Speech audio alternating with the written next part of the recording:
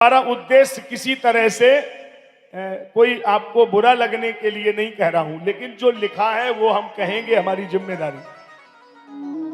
इसमें यह नहीं लिखा है कि कोई भी कथा कर दे, कोई पढ़े, कोई सुने, कोई कहे, कोई मनाही नहीं है। लेकिन ध्यान रखिए, व्यासपीठ पे बैठ के उपदेश नहीं कर सकता। उसके लिए उन्होंने कहा विरक्तो वैष्णवो विप्रो वेद शास्त्र विशुद्ध कृत।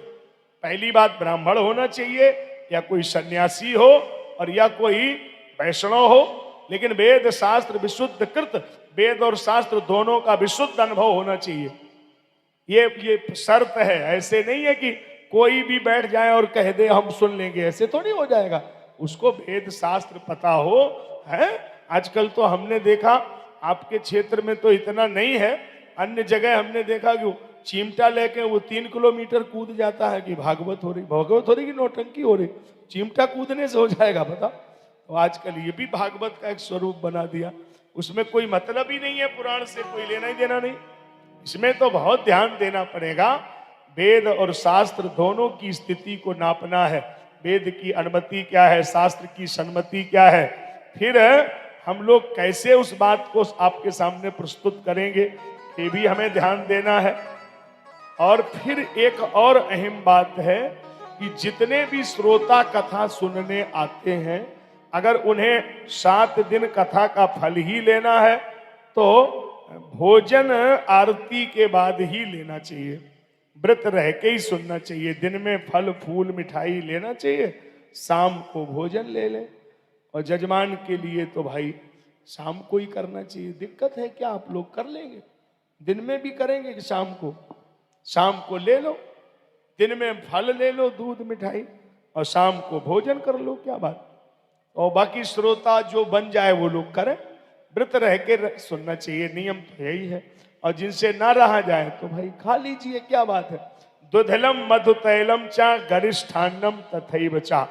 फिर उन्होंने ये भी कह दिया कि गरम मसाला, लहसुन, प्याज, लाल मिर्च का प्रयोग नहीं करना चाहिए, ये भी निषेध है। तो लाल मिर्च प्रयोग ना करे, गरम मसाला ना पड़े।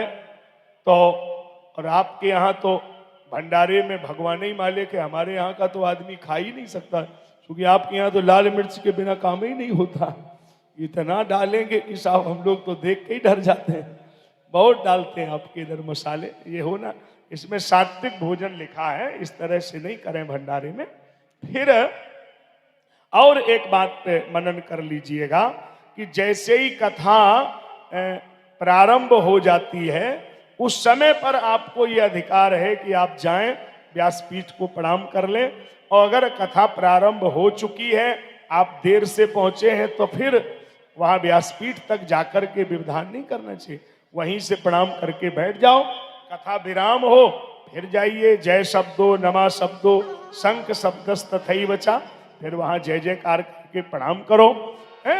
और जब कथा आचार्य जी जब जाने लगे हैं, तो उस समय पर भी ये बात ध्यान देने योग्य है, क्योंकि ये एक मन में संशय है आप लोगों का, हम वो संशय निकाल देते हैं।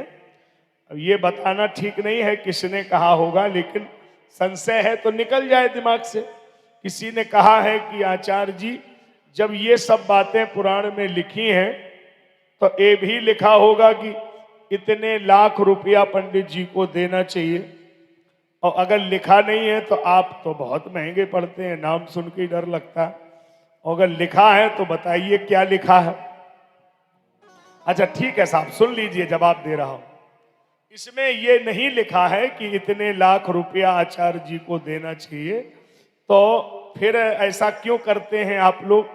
तो अब जो लिखा है वो तो सुन लो। लिखा ये है कि आचार्य जी जब जाने लगे, तो भागवत महापुराण जो ग्रंथ है वो सोने के सिंहासन पे रख के दान करना चाहिए।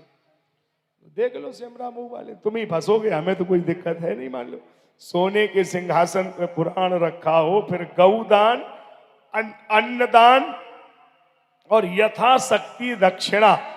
और इससे भी बड़ी एक लाइन और लिख दी, वो सबसे जरूरी है।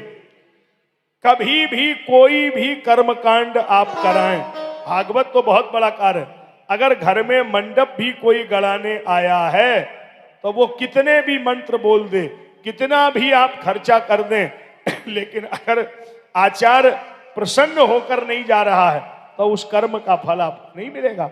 ये हमेशा याद रखिए, कहीं भी किसी भी आचार्य को बुलाया है तो आपकी जिम्मेदारी है, चाहे सेवा करके, चाहे दक्षिणा दे के, चाहे हाथ जोड़ के, लेकिन उसे प्रणाम प्रसन्न करके ही भेजना चाहिए। अगर आचार्य प्रसन्न नहीं है तो वो आपका कोई मतलब नहीं हुआ। इसमें कई लोग बड़ा गड़बड़ कर रहे हैं आजकल। हमने देखा बैंड वाले को ऐसे गड्डी फाड़ के फेंकेंगे, ऐसे ऊपर से उल्लारेंगे साहब, ये लगेगा कि जैसे ये स्वर्ग में जा रहा है पैसा। और पंडित जी का नंबर आएगा तो 3 जगह पूछा जाएगा, 1 रुपया खुलो है पंडित जी को दे दे, ये तो मैं खुलो कराए, हद करे तमाशा करे, कौन सा मतलब है। वहां गड्डी फाड़ देंगे, उसमें कोई दिक्कत नहीं। यहाँ 1 रुपया खुलो पूछेंगे साहब, रात भर ब्याह पड़े तो फिर जब उसका नंबर आएगा तो पूरा गांव का बैठ जाए पंचायत करवे के लिए कि महाराज 1500 देने में कितनी तकलीफ है। अरे उसे जब 20,000 दे दिए 2 घंटे के तो उसको भी दे, उसमें क्या बात है। तो इसी में कोई गड़बड़ी मत करिए साहब। अब मैं हाथ जोड़ के कह रहा हूं, इस पे चिंतन सबको करना पड़ेगा। नहीं तो आप नोट करिए, कोई अपने बच्चों को संस्कृत नहीं पढ़ाएगा, कोई अपने बच्चों का भविष्य खराब नहीं करेगा, क्योंकि आप लोग जब उसका मूल्य नहीं समझेंगे तो आगे ये सब काम बंद हो जाएंगे। कौन करेगा भाई, जब आप उसका मूल्य ही नहीं समझ रहे। उसका भी तो मूल्य समझिए कि जिसने मंत्र बोले हैं, विधिवत कार्य कराया है, उसका कोई ध्यान दीजिए। तो यहाँ आचार्य पीठ की ये वर्णन किया गया। चूंकि ये व्यासपीठ है, हम तो जहां बैठे हैं 1000 जन्म अगर हमारा हो तो भी हम परमात्मा का ऋण उतार नहीं सकते। बड़ी कृपा भगवान ने कर दी है। आचार्य पीठ पर हम बैठे हैं, ये दुनिया की सर्वोत्तम पीठ है। इससे बड़ा कोई पीठ नहीं बना पूरे विश्व में। मानी हम उस पीठ पर बैठे हैं, अगर भारत का राष्ट्रपति भी पंडाल में आ जाए तो उसका भी आसन इसके ऊपर नहीं लगाया जा सकता, वो भी नीचे ही बैठ के प्रणाम करेगा, क्योंकि ये उतनी प्रणम्य पीठ है। व्यास आसन आसीनम त्रिगुणम मन्यते जगत, इसलिए ये तो सारे संसार की वंदनीय पीठ है। इसके नियम बहुत हैं। ऐसा भी नहीं है कि ऐसे ही, हम लोगों को नियम भी तो बहुत कुछ करना पड़ता है।